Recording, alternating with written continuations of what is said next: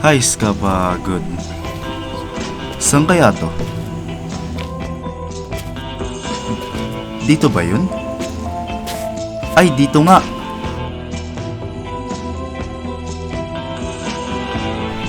Ano to?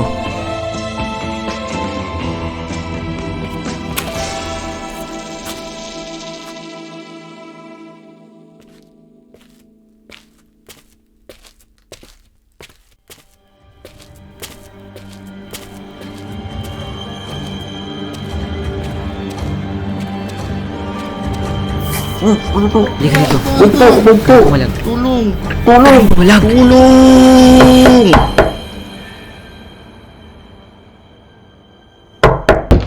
Tao po. Tao po. Tao po. Teka, sandali. Kakagising Tao lang po. Bakit po? Nandyan po si James. Ay, wala po siya dito. Ano po meron? Ilang araw na po kasi di dumadating order ko sa kanya eh. Yun lang po. Hindi rin po kasi siya nagpaparamdam sa akin. Hindi rin po siya pumupunta dito sa bahay. Ganun po ba? Sige po, salamat na lang po. Sige po. Nasaan na kaya yung taong yun? Nasa kaya itong taong to? Wala rin paramdam. Wala rin chat. Tawagan nga.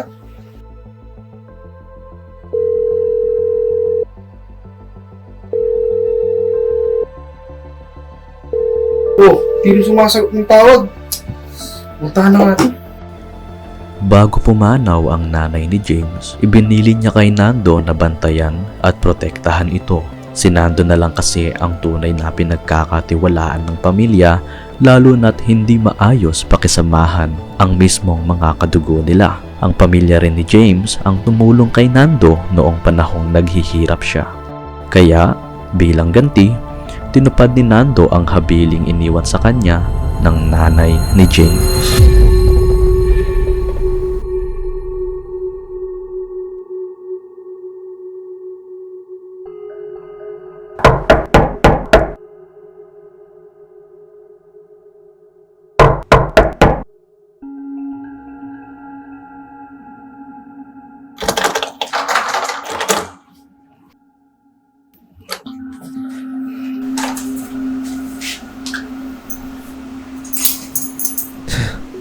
Dito pa talaga iniwan susi mo ah.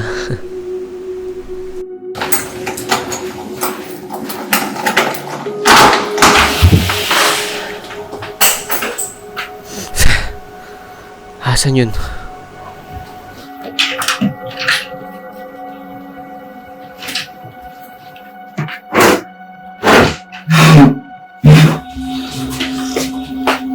Wala. Asan yan?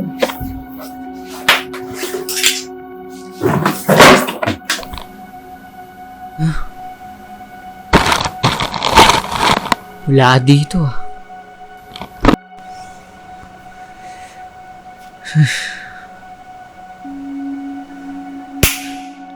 Boss, wala dito.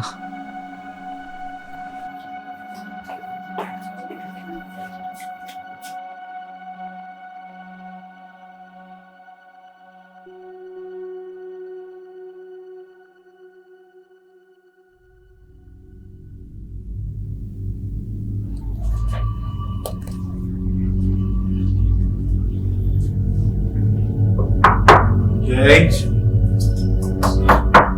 James, ba't bukas punto mo? Yo! James? Ano nangyari dito? Ang gulo. Ano tong mga nakakalat na to? Grabe. Pati yung bag niya. Saan nakalagay? Ang mga gamit na to. Mga papeles.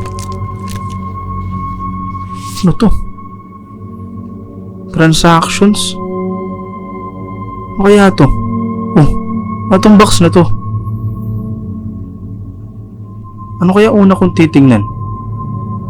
Yung package o yung transactions?